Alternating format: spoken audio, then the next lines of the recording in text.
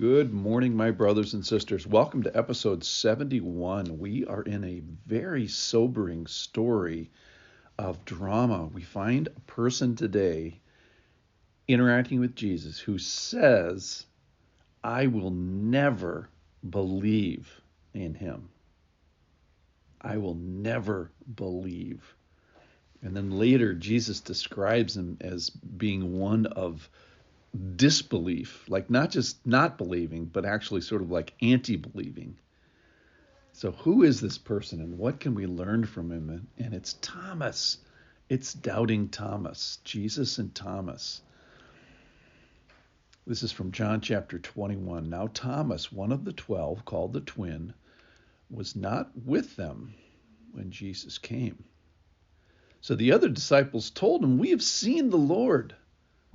But he said to them, unless I see in his hands the mark of the nails, and place my finger into the mark of the nails, and place my hand into his side, I will never believe. Period. 8 days later, his disciples, who were inside again, and Thomas was with them. Although the doors were locked, Jesus came and stood among them and said, peace be with you. Then he said to Thomas, put your finger here and see my hands, and put out your hand and place it in my side. Do not disbelieve, but believe. And Thomas answered him, my Lord and my God. And Jesus said to him, have you believed because you have seen me? Blessed are those who have not seen and yet believed. So yesterday we were talking about the disciples who had gathered together. Jesus appears through a closed door. He says, peace be with you. He sends them, and then he gets them he has them receive the Holy Spirit, an epic event that humanity has been waiting for literally since the day that Adam and Eve got kicked out of the garden, this separation with God, and finally God is now indwelling. It's this huge, thunderous moment. And then we narrow the focus down to one individual, Thomas. He's called one of the 12. He's seen every miracle. And he was not with them. So I always wonder, why wasn't he with them? Was he just getting groceries, or was it something more nefarious than that he wanted nothing to do with these guys? I don't know. I'm just speculating. So here's Thomas. His level of unbelief is such that he did not believe the women. He did not believe Mary Magdalene and the other group of women. He did not believe Cleopas and the other person on the road to Emmaus. He didn't believe Peter and John and what they experienced at the tomb.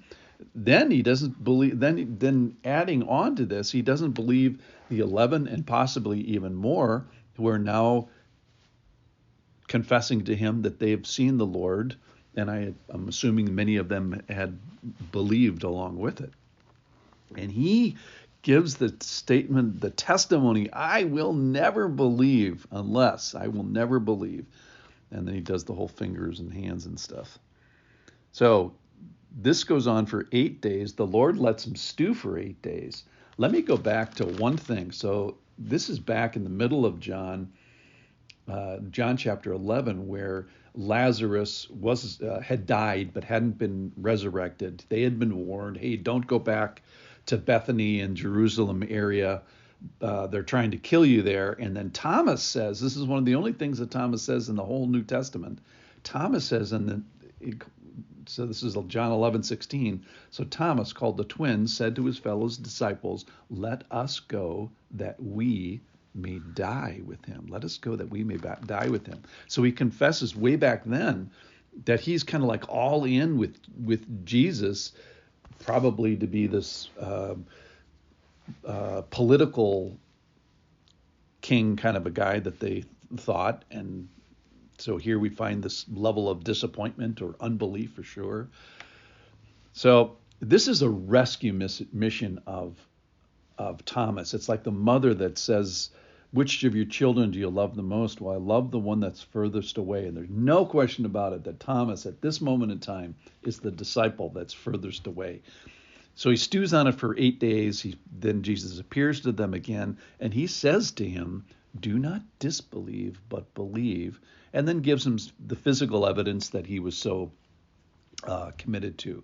What Thomas says, which is my Lord and my God, is apparently the strongest expression of deity, like in the New Testament. This is the big thing that he says, my Lord and my God.